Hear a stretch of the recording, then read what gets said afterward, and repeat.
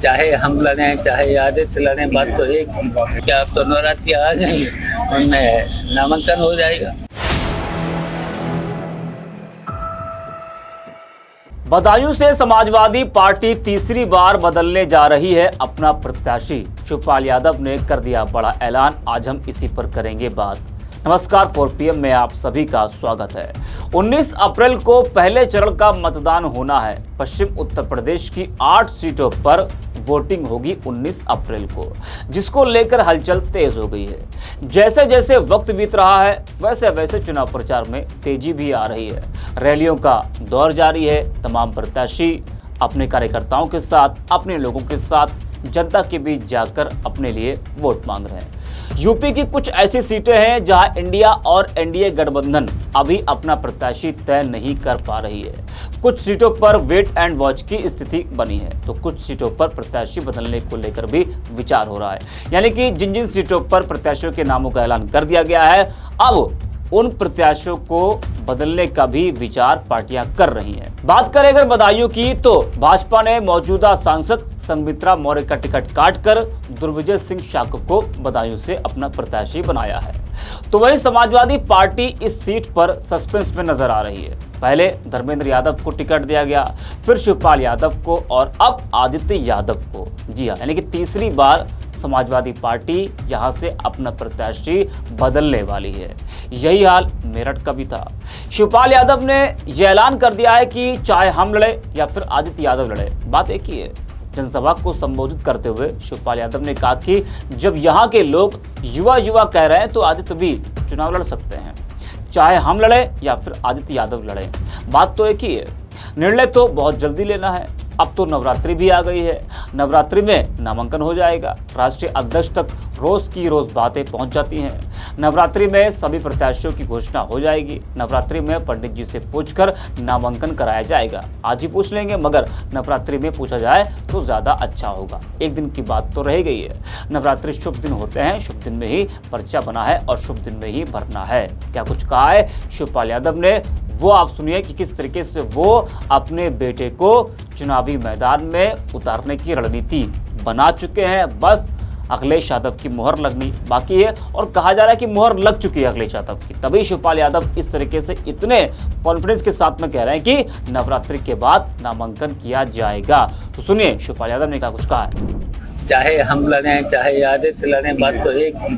जब यहाँ के लोग जो मांग कर रहे हैं ना, एवा तो एवा भी लग सकता है।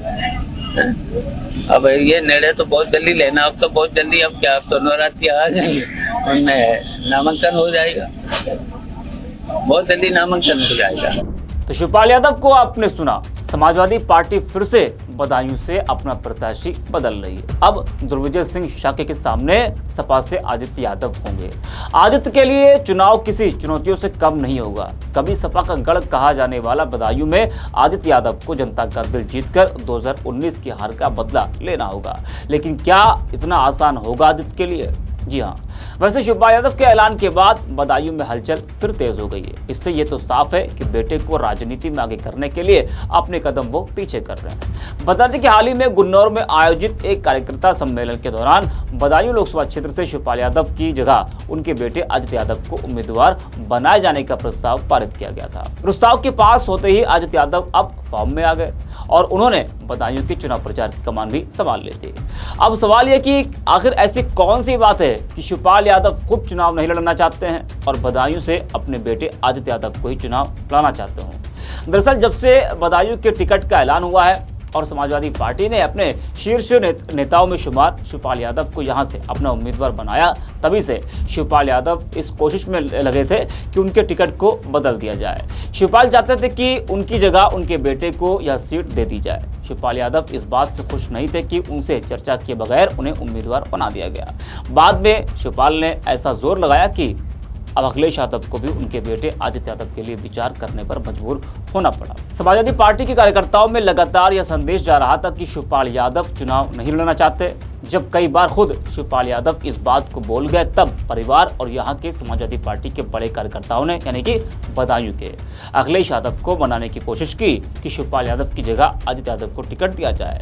कार्यकर्ताओं ने कहा कि वैसे भी सपा द्वारा कई टिकट लगातार बदले जा रहे हैं और शिवपाल यादव का भी टिकट अगर बदल दिया जाता है तो कोई बहुत असर नहीं होने वाला है। और शिवपाल यादव तो कई बार कह भी चुके हैं कि बदायूं की जनता एक युवा चाहती है, मतलब बंद लफ्जों में वो आदित्य यादव की बात करते नजर आए। अब जब ये तय हो चुका है कि आदित्य यादव मैदान में होंगे तो आदित्य के सामने चुनौतियां एक नहीं कई होंगी। वहीं सपा जिस तरह से बदायूं में लगातार प्रत्याशी बदल रही है तो बीजेपी ने भी अब तक कसना शुरू कर दिया है। हाल ही में आपने सुना था उत्तर प्रदेश के मुख्यमंत्री योगी आदित्यनाथ को कि जब ये खबर आई कि शिवपाल यादव नहीं लड़ेंगे, उनके बेटे आदित्य यादव लड़ेंगे, तो फिर योगी आदित्यनाथ ने एक सभा को संबोधित करते हुए कहा था कि जब से दुर्विजय सिंह शाक्य को बीजेपी ने टिकट दिया है उसके बाद सपा के जो प्रत्याशी आ रहे हैं वो बदायूं छोड़कर भाग रहे हैं। राकेश त्रिपाठी जो कि बीजेपी से प्रवक्ता है, उन्होंने भी तंज कसा था समाजवादी पार्टी पर बदायूं से प्रत्याशी बदलने को लेकर। तो अब सवाल तो यही कि आदित्य यादव क्या बदायूं की जनता का दिल जीत पाएंगे? क्या 2019 में समाजवादी पार्टी को जो हार मिली थी, धर्मेंद्र यादव जो कि सपा से उस वक्त लड़े थे और उनके सामने थी संघमित्रा मौर्य, स्वामी प्रसाद मौर्य की बेटी, तो 2019 के चुनाव में संघमित्रा मौर्य ने धर्मेंद्र यादव को हरा दिया था। तो क्या 2019 की हार का बदला आदित्य यादव ले पाएंगे? तो चुनौतियां उनके सामने एक नहीं कही होंगी। लोकसभा चुनाव का ये उनका पहला चुनाव होगा आदित्य यादव का। तो अब आदित्य यादव को जिताने के लिए समाजवादी पार्टी के जितने भी कार्यकर्ता हैं, जितने भी बड़े से बड़े नेता हैं, वो अब लग जाएंगे, क्योंकि ये सीट हर हाल में समाजवादी पार्टी को अब अपने कब्जे में करनी होगी। क्योंकि जिस तरीके से जो माहौल बना है इस वक्त, लगातार प्रत्याशियों का बदलना, 2019 में जिस तरीके से धर्मेंद्र यादव को हार मिली थी, उसको देखते हुए समाजवादी पार्टी अब ये सीट अपने कब्जे में करने के लिए जी जान लगा देगी। और तभी तो आपने देखा कि हाल ही में किस तरीके से धर्मेंद्र यादव और भी तमाम जो बड़े नेता हैं बदायूं में लगे थे प्रचार के लिए। जिस तरीके से धर्मेंद्र यादव को आजमगढ़ से उतारा गया है, तो आजमगढ़ छोड़कर वो बदायूं में चाचा शिवपाल यादव और आदित्य यादव के लिए प्रचार करते हुए नजर आए थे। तो समाजवादी पार्टी के जितने भी बड़े नेता हैं वो अब बदायूं में लगातार प्रचार कर रहे हैं कि किसी तरीके से हर हाल में इस सीट को निकालना है तो निकालना है। आज के लिए इतना ही। आप देखते रहिए 4PM।